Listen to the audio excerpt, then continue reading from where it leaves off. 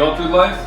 It's another cold winter day here in Pennsylvania, but at least I have a heated garage, and that makes it nice to work on the YJ. If you watched my last video, you saw I finished up the Motor-Belt full width conversion kit. So this video is going to have a few different projects probably put into it. I'm not quite sure. I'm just going to be recording as I make progress on this Jeep build. So the new parts I got today are my motor mounts from Novak Conversions. So these are their weld-in engine mounts for the Jeep YJ that are designed to fit the GM Gen 3 V8s. So as you know, if you've been following along the build, I have my 5.3 liter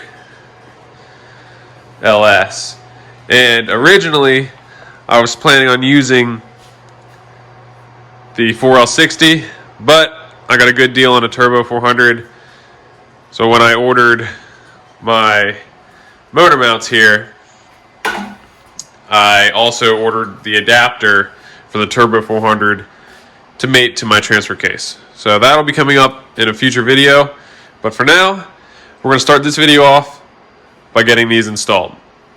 Originally, I was going to do a step-by-step install on these engine mounts, but then I realized I'm way past the stage that a normal person is going to follow a step-by-step procedure. I'm just going to go over their instructions, show where they recommend the placement for these mounts, and get them tacked in. And then from there, we will move on to another part of this build, and we'll just slowly progress from there. Everything that comes with the Novak Conversions kit is going to be your two engine mounts, which they are not the same. As you can see, one is slightly longer than the other, and I'm pretty sure that the longer one is the driver's side, but we'll get into that with the instructions.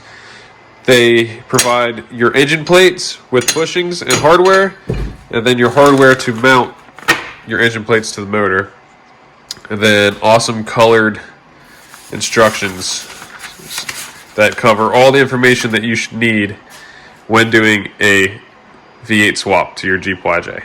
So I'm going to read through this, get a good idea of what's going on, and we'll move on to getting these in place. One quick thing I noticed was I took the driver's side one over here to the frame just to hold it up, and there was this little bead of weld that comes down past the edge of this, and when it's set on the frame, you see, keeps it from laying flat there. So just something for you guys to keep an eye out on. Little things like that. All you gotta do is take a file or your flap wheel, just grind that down flat so that way the parts fit as they're supposed to. All right, there we go. Just took the flap wheel just to that weld that was protruding.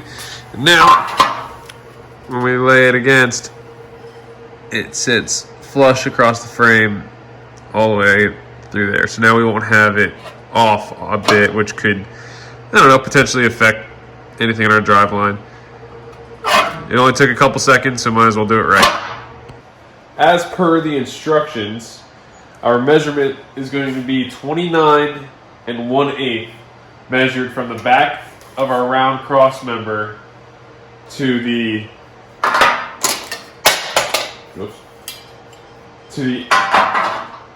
edge, the most forward edge of the engine mount. And then a quick tip is once you identify which motor mount is your driver's side, I just put a D on it. That way, when I have them sitting on the bench, I don't have to hold them up to see which one's longer. It's easy, way easier for me to identify the driver's side. Okay, so I got my clamp holding this in place once I determined where my measurement was. So just to reiterate, our measurement is from the inside of our round cross member to the front edge of our motor mount. Now, the motor mount edge is tapered this way, so I took my measurement from the bottom corner, so the furthest point of this motor mount edge, so the bottom corner to here. And I have a soft tape just because it's easier for me to stretch tight and fit in this area than the tape measure. So touch that. And I'm right there at 29 1/8, right on this edge right here. I've checked this about 5 times. I'm pretty happy with this. And I think what I'm going to do is, just so I don't accidentally bump this by trying to do the other side, is I'm going to get this motor mount tacked in place first, and then I'm going to go to the passenger side.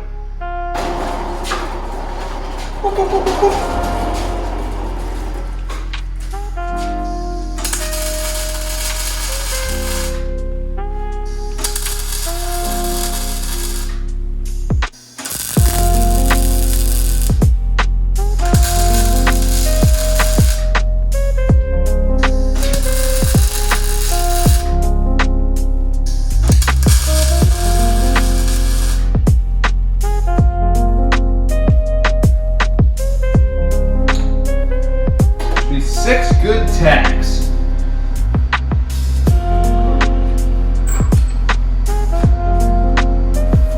Pretty good.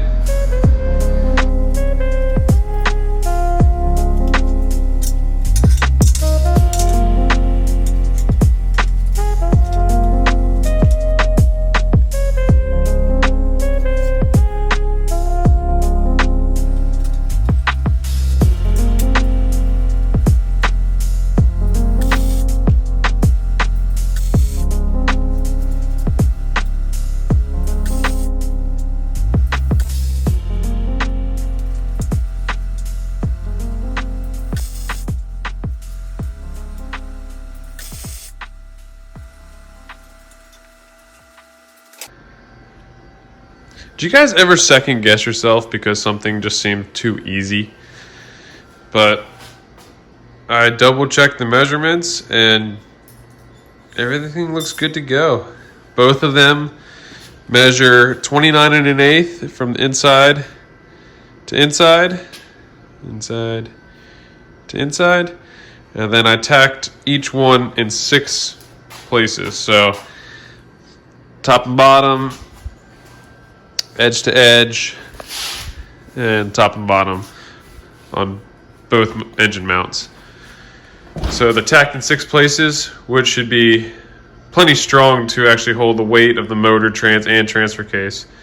So I'm actually going to leave them tacked just like that until I get the motor in, the transmission on it, and then build my custom transmission mount and have everything mounted, body on, check clearance, all that fun stuff before I actually fully weld these in.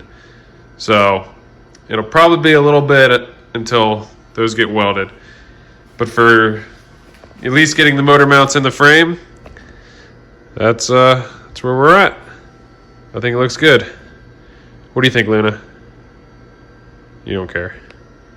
Okay. Let's see what else we can get into in this video. So I think the next step in this video is I'm going to start working on this.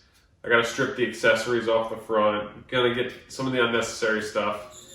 I don't really have big plans for this motor, but I'd like to put a cam in it and just get a little bit of performance out of it. I'm not looking for stupid horsepower. I'm going to try to shoot around 350 to the rear wheels. So that would make me happy, but I figured I don't really know what I'm doing when it comes to this, and so I can't intelligently give like a how to break this down, but I'll just have some clips of me working on this, getting it to the point. Like I said, this video is kind of just going to be a compilation of just different aspects of this YJ build, just so there's some content and you guys can follow along with how this is going. So I'm going to tear into this and start getting it prepped, and I don't even know what I'm doing, but I'm gonna learn.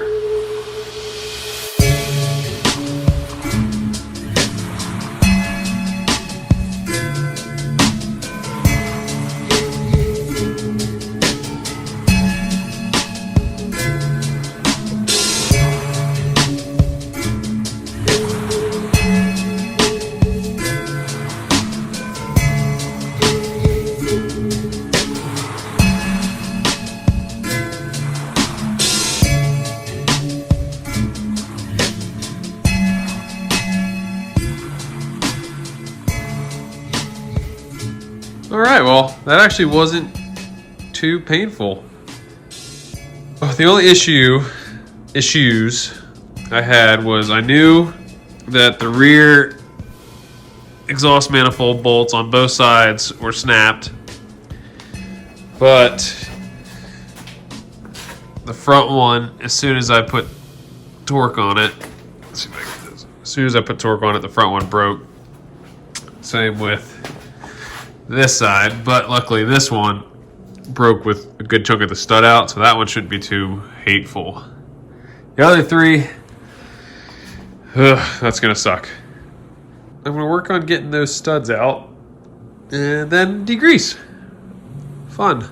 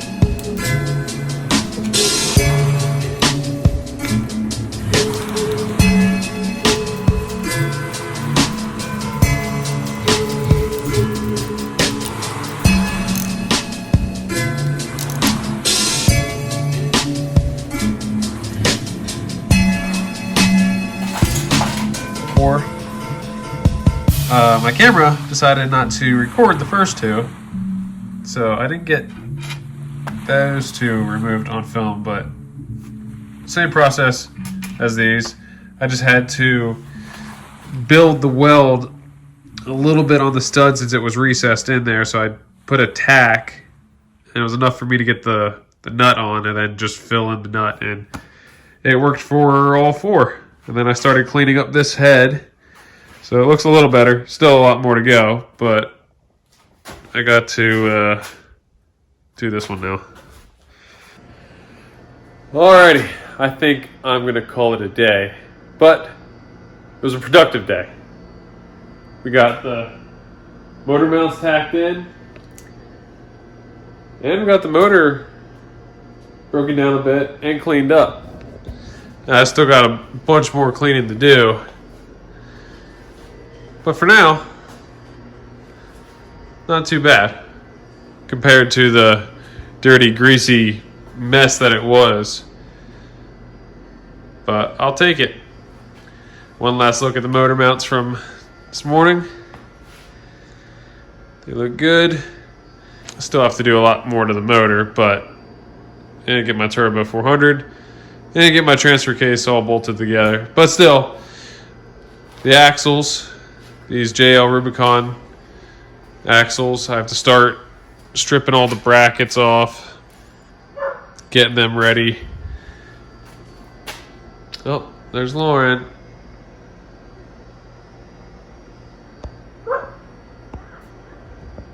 There's Lauren. So, as I was saying, I have to start cutting the brackets off of the axles here just to strip them down bare to get ready to add the new perches, the new leaf spring perches. Add those to the axles, and I want to get a truss and gusset the C's and just start building these axles. But I would like to get them ready so that we can mock them up and potentially have the Jeep sitting on its own weight. So yeah, lots of stuff coming.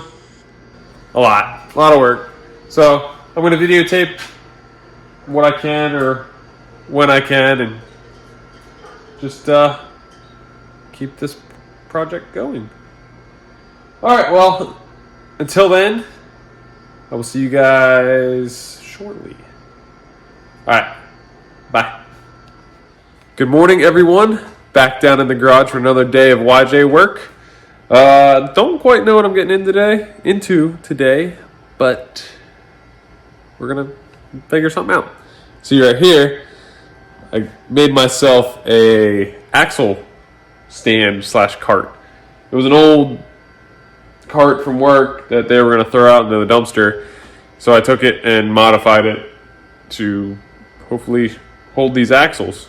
Because this is about waist height versus bending over to start stripping the brackets of these axles on the ground. I should hopefully be able to get these up into the stand, and it should be much easier to work on than down there. But the problem is getting these up there. So what I also did was that. So I brought a steel beam up into my attic and laid it across the joists and have this big steel hook down. So I should be able to lift the axles with the chain hoist to get them onto there. So we're gonna try that and see how that works.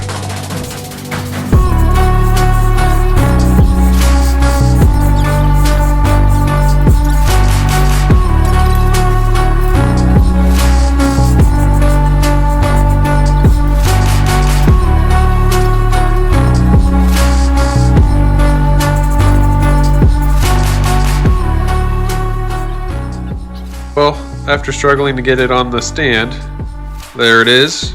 Got the steering removed and brake lines and all the other stuff out of the way that was still on it. So now I'm going to start working on cutting all these brackets off because it's set up for a JL and this is going under a YJ. So I don't need any of this stuff. All right, fun. There's Scotty working on his Jeep. Scotty, look at the camera. Oh, here we go.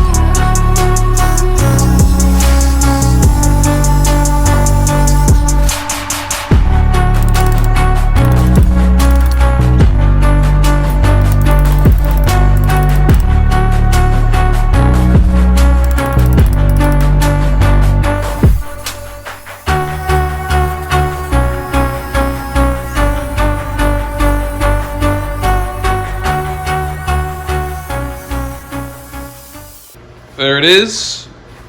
As you can see, it's hard to see with the frame in the way, but brackets are cleaned off there and there. And I just kind of have it set under the frame just to get an idea of how wide we're going to be with those JL axles and the YJ frame. It's going to stick out pretty good. So, slow but sure progress. But now that that one's done, time to do the rear. I just got done disconnecting the sensors and the brake lines. So now, same process as the front. I'm not going to bore you guys with it. I'm just going to start cutting away, maybe show some clips here and there. But time to get this thing stripped down. Well, stripping brackets off axles is not fun at all. Very time consuming and a big pain in the butt. So here's how the rear axle looks now.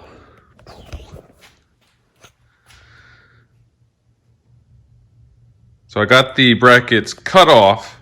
So now next step is taking the flap wheel and smoothing everything out. Good news though is I got a call in the middle of this and my Turbo 400 is done. I just went, picked it up, and got my Novak adapter installed so I can run my 241 transfer case. And yeah, it's got a shift kit in it, full rebuild. Should be good to about around 700, 750 horsepower. So I will not be anywhere near that, but at least the transmission can handle it. So eventually I gotta clean this up a little bit and I'll get that a fresh coat of paint so that'll look good. But transmission. Back to axles now. Hooray!